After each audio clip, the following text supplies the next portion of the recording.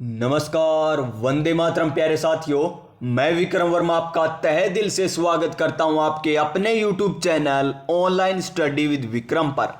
तो प्यारे साथियों, जैसा कि आप सभी को पता होगा कि हम कर रहे हैं सीईटी एग्जाम 2024 की तैयारी, जिसका एग्जाम 22, 23 और 24 अक्टूबर को होना है। यानी कल से आपके एग्जाम स्टार्ट होने वाले हैं और ये सीईटी के लिए आपकी अंतिम क्लास होने वाली है। तो इस क्लास को बड़े ही शानदार तरीके से लगा लेना, इस क्लास को कंप्लीट देख लेना, क्योंकि इस क्लास से हूबहू प्रश्न छपने वाले हैं। तो देखिए किस प्रकार आपको सीईटी का पेपर मिलने वाला है, उसी तरीके से आपको ये पेपर आपको दिखाया गया है। देखिए पुस्तिका में प्रश्नों की संख्या 150, यानी आपसे 150 प्रश्न पूछे जाएंगे। 3 घंटे का आपको समय मिलने वाला है, 3 घंटे का समय मिलने वाला है। पूर्णांक आपका कितना रहने वाला है? 300 नंबर का आपका पेपर रहने वाला है। 40% आपको नंबर लाने होंगे। कितने नंबर? 40%। नेगेटिव मार्किंग नहीं है, यानी आपको सभी क्वेश्चन करने अनिवार्य हैं और सभी क्वेश्चन करके आइएगा, कोई भी क्वेश्चन छोड़कर मत आइएगा। और कल जैसे ही एग्जाम कंप्लीट होता है मैं आपको उसकी आंसर की भी बता दूंगा, ताकि आने वाली जो भी शिफ्ट होगी उनके लिए ये पता चल सके कि किस तरीके से प्रश्न पूछे जा रहे हैं हमारे एग्जाम में। तो प्यारे साथियों, चैनल को सब्सक्राइब कर लीजिएगा, क्योंकि आने वाले पेपर हैं, जो कल का पहली शिफ्ट का पेपर होगा उसका आपको एनालाइज करवाया जाएगा कि किस तरीके से प्रश्न पूछे जाते हैं। तो चलिए हम सीईटी की तैयारी बड़े ही जानदार तरीके से और कर लेते हैं। थोड़े से क्वेश्चन और बचे हमारे, केवल और केवल 50 क्वेश्चन शेष है। तो इन 50 क्वेश्चनों को हम बड़े ही अच्छे तरीके से कर लेते हैं। अंतिम क्लास रहने वाली है, तो चलिए इस क्लास को हम स्टार्ट करते हैं नई ऊर्जा, नई उमंग के साथ, नए मोटिवेशन के साथ। तो देखिए किस प्रकार क्वेश्चन पूछे जाएंगे।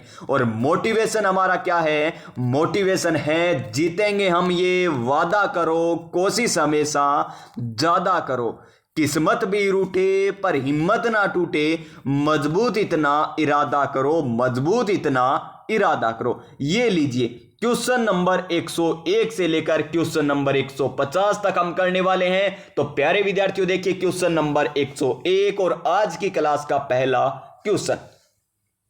स्त्रियों द्वारा बोरला आभूषण पहना जाता है, यानी स्त्रियों के द्वारा बोरला आभूषण कहां पर पहना जाता है? तो देखिए ऑप्शन नंबर 1 हाथ में, ऑप्शन नंबर बी कमर में, ऑप्शन नंबर सी पैर में, या ऑप्शन नंबर डी में। डी क्या है? ऑप्शन नंबर डी सिर पर। तो बोरला आभूषण कहां पर पहना जाता है? सिर पर पहना जाता है। तो स्त्रियों के द्वारा बोरला आभूषण सिर पर पहना जाता है, यानी इस क्वेश्चन का एकदम सही आंसर कौन सा हो जाएगा? हमारा ऑप्शन नंबर डी हो जाएगा। नेक्स्ट क्वेश्चन देखिए हमारा क्वेश्चन नंबर 102, और ये था उस समय करंट का क्वेश्चन। ये सीईटी का पेपर है और इसी प्रकार आपसे क्वेश्चन पूछे जाएंगे। तभी तो मैंने यहां पर एडिट नहीं किया, वरना एडिट कर मैं ला सकता था यहां पर आपके लिए। कैसे? देखिए राजस्थान में कितने शिक्षकों को, राजस्थान के कितने शिक्षकों को राष्ट्रीय शिक्षक पुरस्कार 2024, यहां पर मैं क्या कर देता, इस प्रकार मिटाकर यहां पर मैं कर देता 4, 2 को हटाकर क्या कर देता, 4 कर देता, फिर ये बन जाता हमारा नवीनतम क्वेश्चन। लेकिन मैंने यहां पर कोई एडिटिंग नहीं की है, क्योंकि मैं आपको बताना चाहता हूं कि क्वेश्चन किस तरीके से आते हैं। तो राष्ट्रीय शिक्षक पुरस्कार 2022 में कितने को सम्मानित किया गया था? तो ये किया गया था 2 को। कितने को? 2 शिक्षकों को सम्मानित किया गया था। और वर्तमान में कितने शिक्षकों को सम्मानित किया गया है? 2 शिक्षकों को। कौन कौन से? एक तो बीकानेर के रहने वाले हैं और एक गंगानगर के रहने वाले हैं। तो उनके नाम भी आपसे पूछे जा सकते हैं। तो ये लिखिए आप प्यारे विद्यार्थियों कमेंट बॉक्स में, कमेंट बॉक्स में जरूर लिखिएगा कि राष्ट्रीय शिक्षक पुरस्कार हाल ही में किन्हें दिया गया, जिनका संबंध बीकानेर और गंगानगर जिले से, ताकि आपको भी याद हो जाए प्यारे विद्यार्थियों। और पेपर में जब क्वेश्चन पूछा जाए तो आप बड़े ही आसान तरीके से इस क्वेश्चन को आंसर कर सके। क्वेश्चन नंबर 103, ये लीजिए क्वेश्चन नंबर 103, गागरोन का युद्ध कौन सा युद्ध है? गागरोन का युद्ध किनके मध्य हुआ था या किसके मध्य हुआ था, ये हमको बताना है। कौन सा युद्ध? गागरोन का युद्ध महमूद खिलजी फर्स्ट और कुंभा के मध्य है, महमूद खिलजी सेकंड और मेदिनी राय के मध्य है, या महमूद खिलजी फर्स्ट और इडर के रायमल के मध्य है, या महमूद खिलजी सेकंड और महाराणा सांगा के मध्य। तो किनके मध्य हुआ था ये युद्ध? ये गागरोन का युद्ध हुआ था महमूद खिलजी सेकंड और महाराणा सांगा के मध्य। और गागरोन का युद्ध कहां? गागरोन कहां पर है? झालावाड़ में। और गागरोन दुर्ग भी है प्यारे विद्यार्थियों। गागरोन दुर्ग कौन सी श्रेणी में आता है? जल दुर्ग की श्रेणी में आता है। और इसकी ट्रिक बता रखी है ना, जल दुर्ग को और क्या कहते हैं? ओदक दुर्ग भी कहते हैं। क्या कहते हैं? ओदक दुर्ग भी कहा जाता है। जल दुर्ग को और क्या कहते हैं? ओदक दुर्ग। तो जल या ओदक श्रेणी में कौन कौन से दुर्ग आते हैं? तो वे हो जाएंगे गाय और भैंस।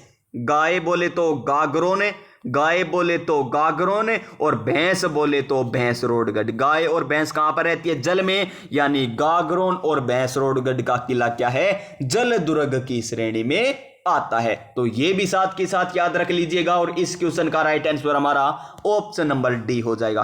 क्वेश्चन नंबर 104 क्या कह रहा है? क्वेश्चन नंबर 104 कि ऑथेंटिकेशन, क्या ऑथेंटिकेशन है शब्द का हिंदी समानार्थक शब्द है। आसान सा क्वेश्चन है, कर दीजिए इसको। तो क्या होगा? प्रमाणित होगा या प्रमाणिक होगा या सही होगा या प्रमाणीकरण होगा?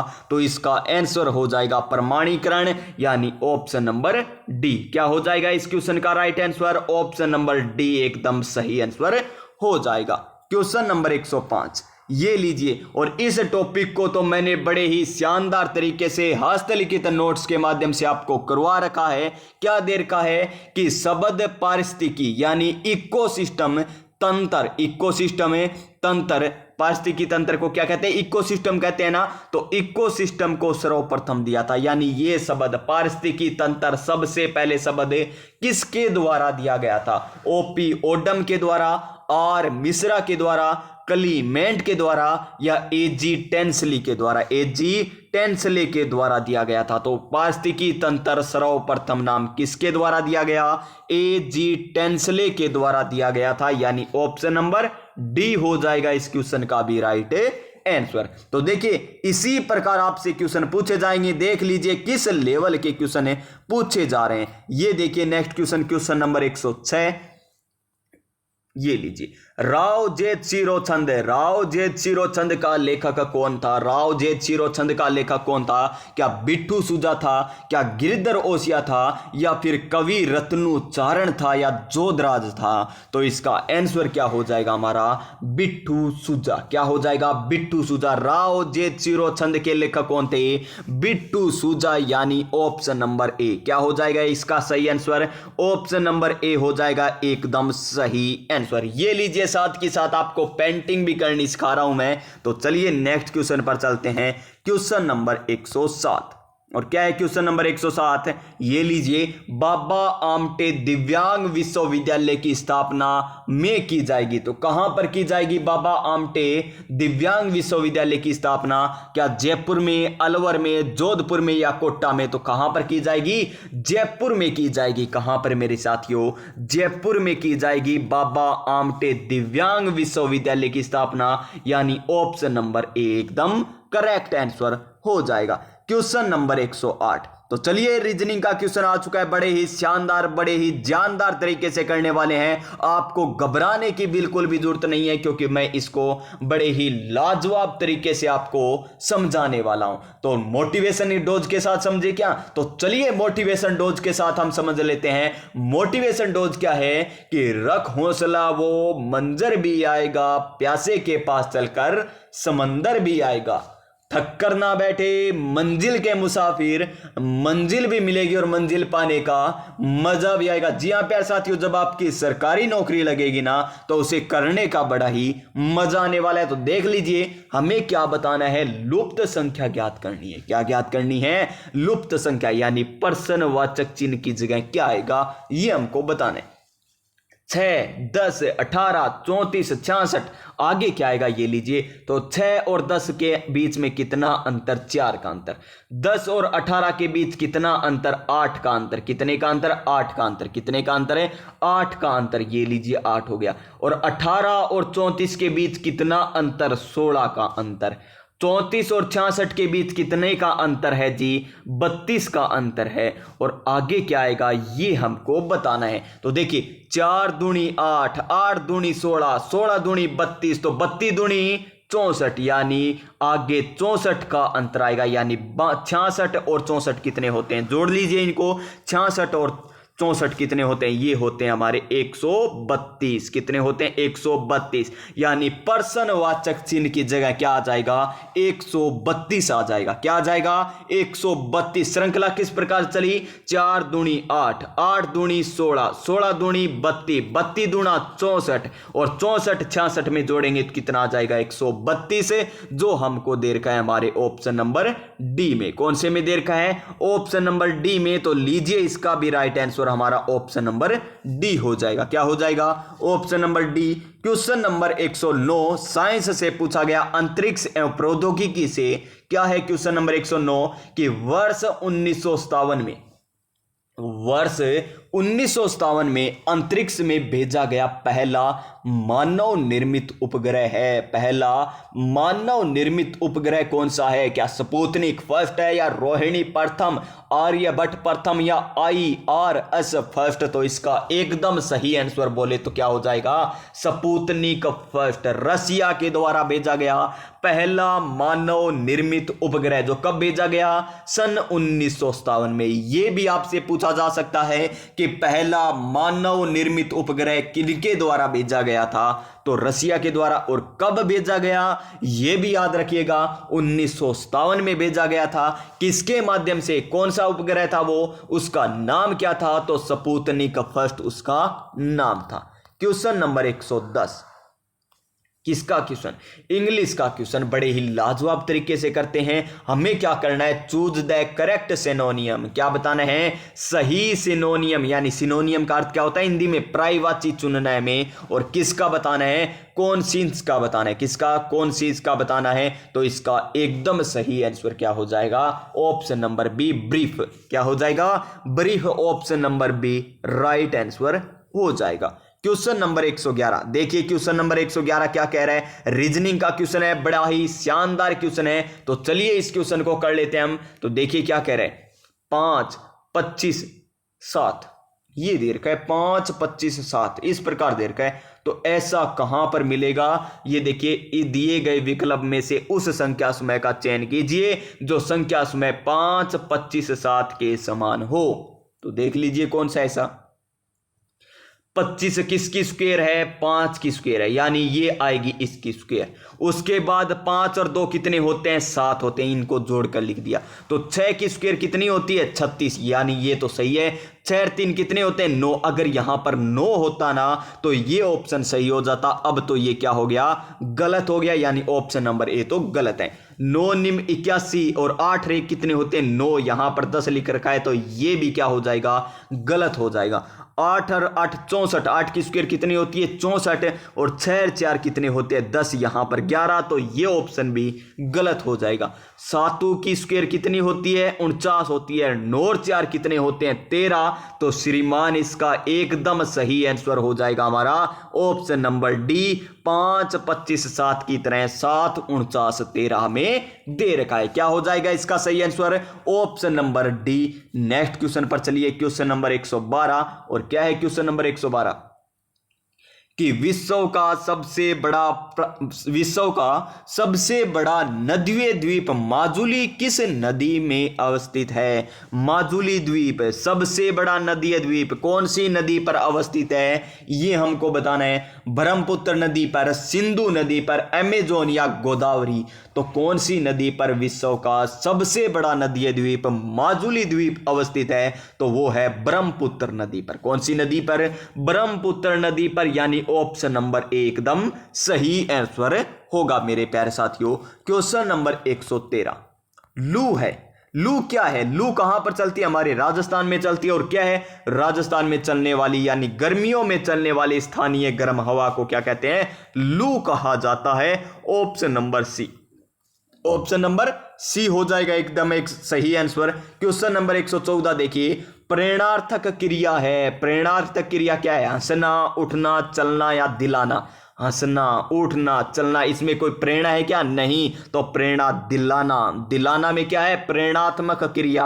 Option number D, option number D. Next question, question number 115, ये लीजिए क्वेश्चन नंबर 115 कि अकाल के लिए प्रसिद्ध दोहे में पंग पुंगल के नाम से, और पुंगल है कहां पर? बीकानेर में है ना। तो लीजिए इसका आंसर यही आ जाएगा कि नाम से राजस्थान के कौन से जिले की ओर संकेत किया गया है? तो ये किया गया बीकानेर जिले की ओर संकेत। Option number D. अब देखिए किस प्रकार के क्वेश्चन सीईटी के एग्जाम में पूछे गए हैं, सभी आपको पता चल रहा है ना। ये सीईटी का पेपर ही है मेरे प्यारे साथियों। जो कौन सी शिफ्ट में पूछा गया था? अंतिम शिफ्ट में 3 दिन पेपर चले थे आपके सीईटी 10+2 के पहले। तो उसका ये छठा पेपर, यानी अंतिम दिन छठा ही हो गया ना। एक दिन में 2 थे, तो 2 और 2 4, 2 6, और 6 के 6 पेपर मैंने आपको करवा दिए, जिससे आपको पता चल सके कि क्वेश्चन किस प्रकार है पूछे जाते हैं। क्वेश्चन नंबर 116, 2.34 के ऊपर हमें दे रखा है बार का मान क्या होगा?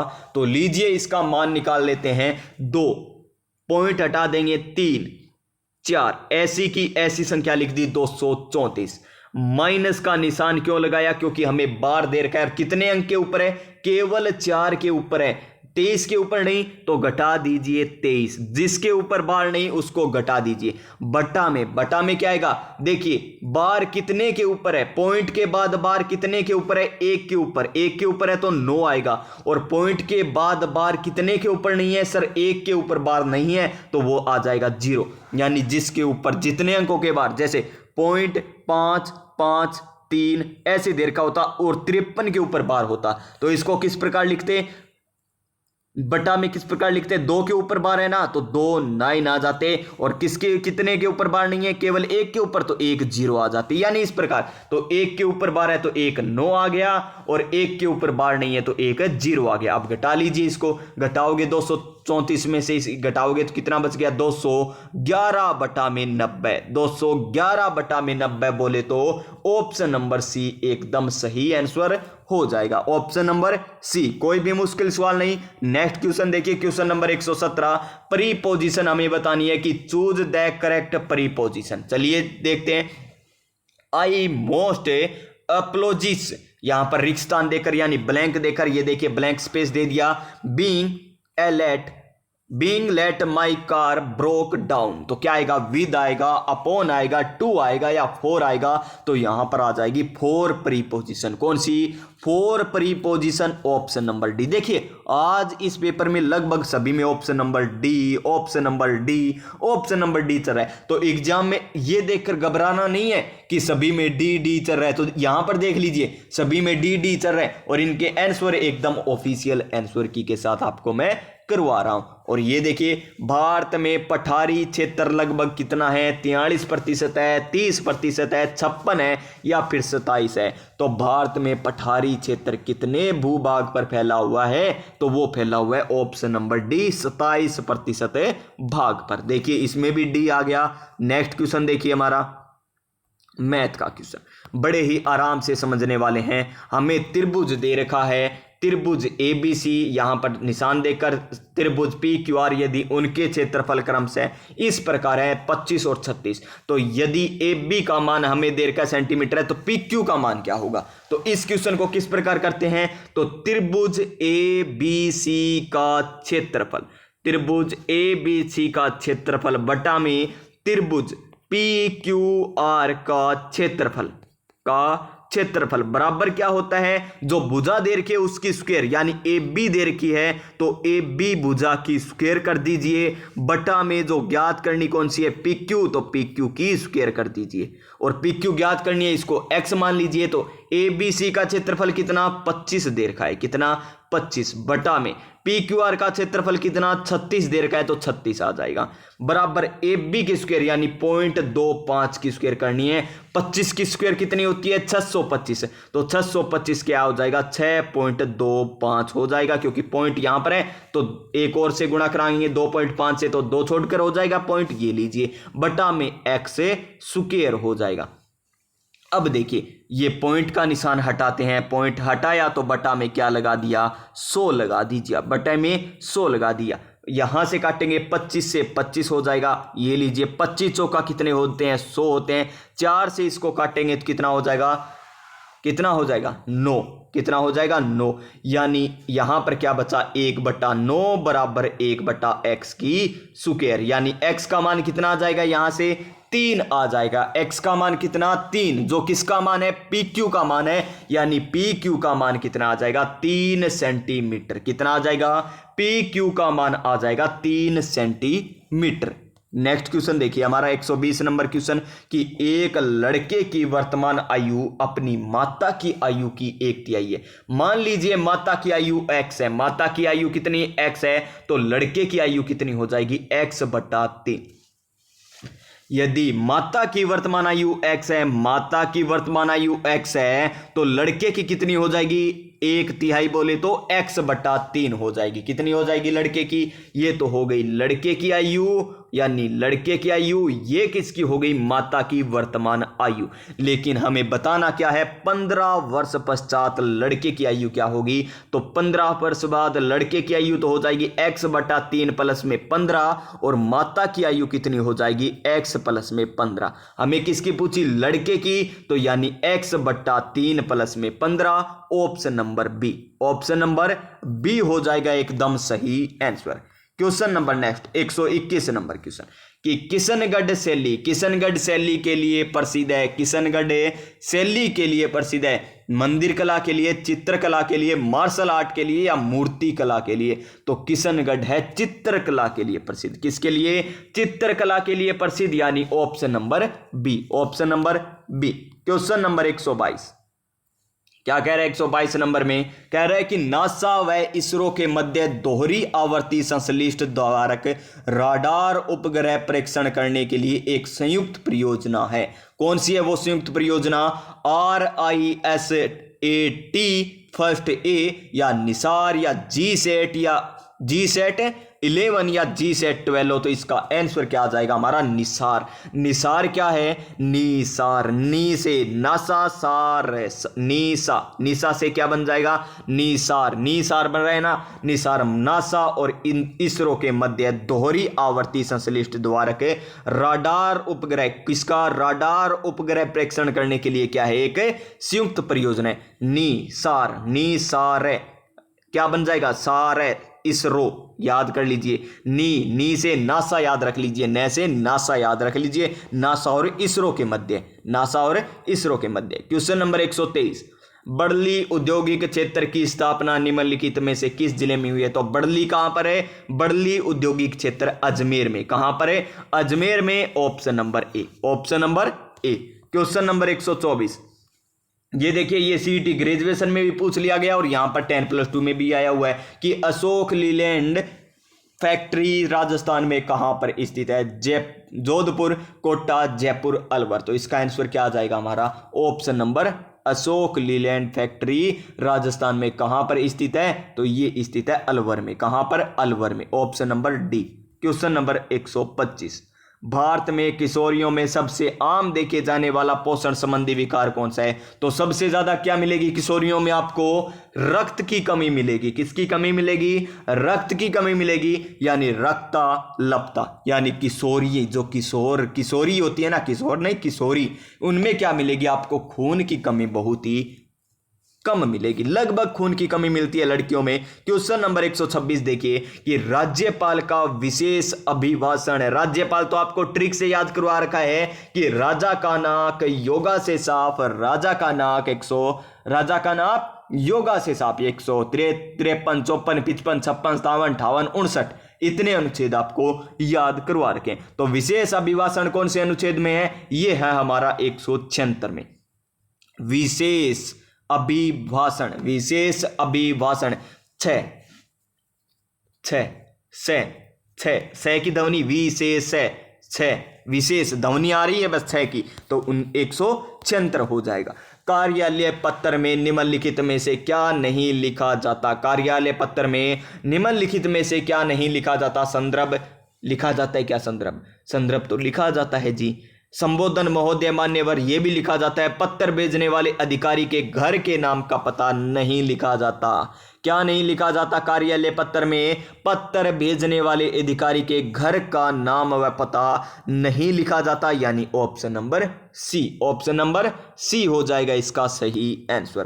क्वेश्चन नंबर 128 क्या कह रहा है कि चीनी की जो कीमत है, चीनी की कीमत जो पहले 100 रुपये थी बढ़कर 25% की वृद्धि यानी 125 हो जाती है। यानी चीनी की पहले कीमत 100 रुपये थी तो अब कितनी हो गई? 125 रुपये।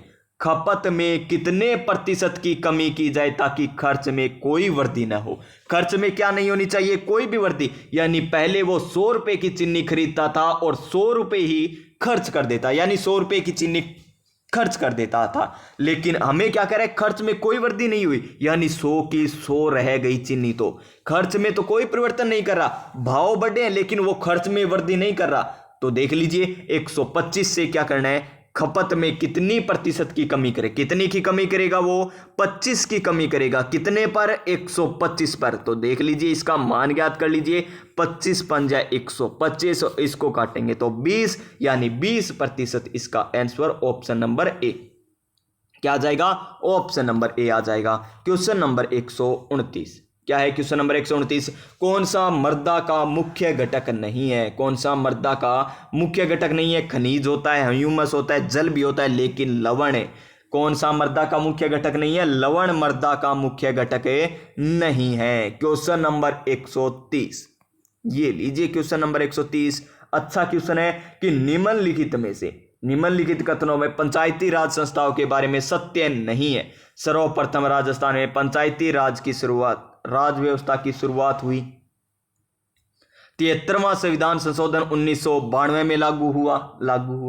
11वीं अनुसूची में कुल 29 विषय हैं। ये बात तो सही है, ठीक है। ग्राम पंचायत में चुनाव लड़ने की न्यूनतम उम्र 18 है। क्या इसमें 2 ऑप्शन गलत हैं? 2 ऑप्शन गलत है, इसी कारण अधीनस्थ बोर्ड ने इस क्वेश्चन को डिलीट कर दिया था। नेक्स्ट क्वेश्चन 131 नंबर क्वेश्चन, प्रचंड जिसे हाल ही में शामिल किया गया है एक है। प्रचंड क्या है? प्रचंड एक प्यारे विद्यार्थियों हेलीकॉप्टर है। प्रचंड आरंभ है प्रचंड, यानी हेलीकॉप्टर ऑप्शन नंबर सी। प्रचंड क्या है? एक हेलीकॉप्टर है जिन्हें हाल ही में शामिल किया गया। क्वेश्चन नंबर 132 ये लीजिए। अच्छा क्वेश्चन कि मयंक 8001 बॉन्ड में चक्रवृद्धि ब्याज हेतु, जिसमें ब्याज अर्धवार्षिक है। ब्याज क्या है? अर्धवार्षिक। अगर ब्याज अर्धवार्षिक है तो समय क्या कर देंगे? हमें समय 18 है तो 18 का दुगुना कीजिए 36, यानी कितने? 3 वर्ष हो गए। और दर क्या करनी होती है? आधी करनी। दर क्या करनी होती है? दर भी हमें क्या करनी होती है? यहां पर दर क्या करनी होती है? आधी करनी होती है। दर क्या करनी होती है? आधी, यानी दर क्या करेंगे? आधी कर देंगे। तो चलिए इस क्वेश्चन को हल करते हैं। हमें दे रखा है 8000 रुपये मूलधन के रूप में और प्राप्त कितना हो रहा है? 10,648। 10,648 हमें प्राप्त हो रहा है। तो इसको 8 से काटिए। 8 से काटेंगे तो कितना आ जाएगा? 1000 आ जाएगा। इसको 8 से काटेंगे, 8 एकम 8, कितना बचा? 2, यानी 26, 26 8 दूनी 16, 8 तिया 24, 8 तिया 24, कितने बचे? फिर 2 बचे, फिर 8 तिया 24, 8 एकम 8, यानी 1331। ये किसकी क्यूब है? 10 की क्यूब है। ये किसकी क्यूब है? 11 की क्यूब है। तो ये ऊपर वाला क्या आ गया? समय आ गया, यानी 3 समय आ गया। और 10 से 11 हो रहा है, यानी 1 की बढ़ोतरी हो रही है। कितने पर? 10 पर। और 100 से हम कर लेंगे तो यानी कितना आ गया? 10%। कितना आ गया? 10%। और हमने क्या की थी? आधी की थी ना। अब यहां पर इसको दुगनी कर दीजिए, यानी 20% क्या है? यहां पर दर रहने वाली है। दर कितनी रहने वाली है? 20% है। Option number C. Option number C. Question number 133, मुख्यमंत्री डिजिटल सेवा योजना, मुख्यमंत्री डिजिटल सेवा योजना 2022 का संबंध किससे है? तो ये किससे है? डिजिटल, तो महिलाओं के लिए निःशुल्क मोबाइल फोन से है। मुख्यमंत्री डिजिटल सेवा योजना महिलाओं के लिए निःशुल्क मोबाइल फोन से, यानी option number C. Option number C. Question number 134, क्या है क्वेश्चन नंबर 134, 1946 में राजस्थान से भारत की संविधान निर्मात्री सभा में कितने सदस्य थे? कितने सदस्य थे? तो वे थे 11। कितने थे? 11। कहां से? राजस्थान से। राजस्थान से संविधान निर्मात्री सभा में कितने सदस्य थे? 11, यानी option number A. Option number A. Question number 135, Rajasthan में पहला गैस थर्मल पावर प्लांट कहां पर स्थापित किया गया है? अंताबारा में या रामगढ़ में या कोटा में या बालोतरा में? तो कहां पर? अंताबारा में। राम क्या हो जाएगा? Option number A. पहला गैस थर्मल पावर प्लांट कहां पर स्थित है? अंताबारा में। Option number A. Option number A. Question number next 136 number question, Rajasthan में सूक्ष्म लघु मध्यम उपक्रम नीति 2022 के अनुसार कितने नए औद्योगिक क्षेत्रों में स्थापित करने का प्रावधान है? ये नहीं पूछा जाएगा अब आपसे। तो नेक्स्ट क्वेश्चन चलिए देखिए किस प्रकार पूछा जाता है, ये देख लीजिए।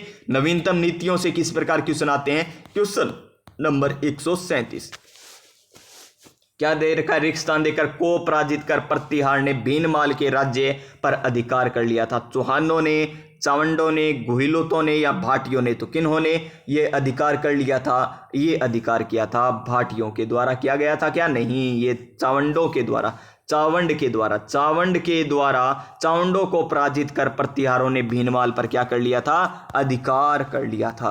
क्वेश्चन नंबर 138, इंग्लिश का क्वेश्चन, शानदार क्वेश्चन, मोटिवेशन डोज के साथ करें। तो चलिए मोटिवेशन डोज लेते हैं कि प्यारे विद्यार्थियों की वक्त से लड़कर जो नसीब बदल दे, इंसान वही जो अपनी तकदीर बदल दे। यहां कल क्या होगा कभी ना सोच मेरे दोस्त, क्या पता वक्त खुद अपनी कल तस्वीर बदल दे। क्या पता वक्त खुद अपनी कल तस्वीर बदल दे। तो देखिए यहां पर हमें पैसे देर का इंग्लिश का ध्यान पूर्वक पढ़ लीजिए। There were once two brothers who lived on the edge of a forest. इस प्रकार ये पैसेज है, ध्यान पूर्वक पढ़िएगा। The elder brother was very mean to his younger brother and ate. इस प्रकार ये पैसेज दे रखा है और क्वेश्चन हमें एक ही पूछा गया है। तो चलिए वो क्वेश्चन क्या है वो देख लीजिए कि the above story teach you to be. इसको पढ़ने के बाद हमें बताना है कि the above story teach you to be. तो इसका आंसर क्या आएगा ये हमको बताना है। और देखिए इसका बड़ा ही लाजवाब आंसर हो जाएगा। देखिए इसको ध्यानपूर्वक पढ़ेंगे तो इसकी लगभग, ये देखिए छोटा कर लेता हूं मैं, ऐसे तो दिखाई नहीं देगा। तो लीजिए इसका स्क्रीनशॉट ले लीजिए, आप पढ़िए इसको आसानी से। और 138 नंबर क्वेश्चन का राइट आंसर मैं आपको बता देता हूं क्या आएगा, काइंड एंड क्या आ जाएगा, ग्रेसियस आ जाएगा। Option number D, option number D आएगा। मिला लेना और इसको अच्छे तरीके से पढ़ लेना। ये लीजिए एक बार स्क्रीनशॉट ले लीजिए, किसी को लेना हो स्क्रीनशॉट तो नेक्स्ट क्वेश्चन 139 नंबर क्वेश्चन क्या है, निम्नलिखित में से किस शहर में विश्व वानिकी उद्यान स्थित है। विश्व वानिकी उद्यान स्थित कहां पर है, तो ये हो जाएगा जयपुर में। कहां पर है, जयपुर में। Option number A, option number A. Question number 140, निम्नलिखित में से कौन सा लोक नृत्य भीलों में लोकप्रिय है। भीलों के क्या है, भीलों के लोक नृत्यों की ट्रिक क्या थी, भीलों के गौरी गिर दियो हार पाली में, गौरी गिर दियो हार पाली में। और प्यारे विद्यार्थियों ग्रासियों की क्या ट्रिक थी, ग्रासियों की ट्रिक थी मां गोवा में मोर जरा कुदा लूं। ये ग्रासियों की जनजातियों की ट्रिक थी। गिद्दड़ नृत्य तो शेखावाटी क्षेत्र में किया जाता है, चंग नृत्य भी शेखावाटी क्षेत्र में किया जाता है, ढोल नृत्य जालोर में किया जाता है और गौरी नृत्य भीलों के द्वारा मेवाड़ क्षेत्र में किया जाता है। Option number C. Next question, question number 141, India state of forest report 2019 के अनुसार वर्ष 2017 की तुलना में राज्य यानी केंद्र शासित प्रदेश नहीं में वन क्षेत्र सर्वाधिक प्रतिशत वृद्धि हुई है। तो कहां पर, केरल में। कहां पर, केरल में। ये अब भी इंपॉर्टेंट है, क्वेश्चन पूछा जा सकता है। क्वेश्चन नंबर 142 क्या है, क्वेश्चन नंबर 142 कि निम्नलिखित में से कौन सा एक ओपन सोर्स सॉफ्टवेयर नहीं है। ओपन सोर्स सॉफ्टवेयर नहीं है, अडोब फोटोशॉप, फायरफॉक्स या वर्डप्रेस या लिब्रे ऑफिस। तो इसका answer Adobe Photoshop. Option number A, option number A. Question number next, ये लीजिए अच्छा क्वेश्चन आया। ये तो 143 नंबर क्वेश्चन तो अच्छा क्वेश्चन है। तो चलिए इस क्वेश्चन को भी कर लेते हैं। क्या कह रहा है ये कि निम्नलिखित कथनों को देखें और हमको बताना क्या है, सही कूट का चयन करना है। ये लीजिए ये है सही कूट का चयन करना। 4 कूट दे रखे।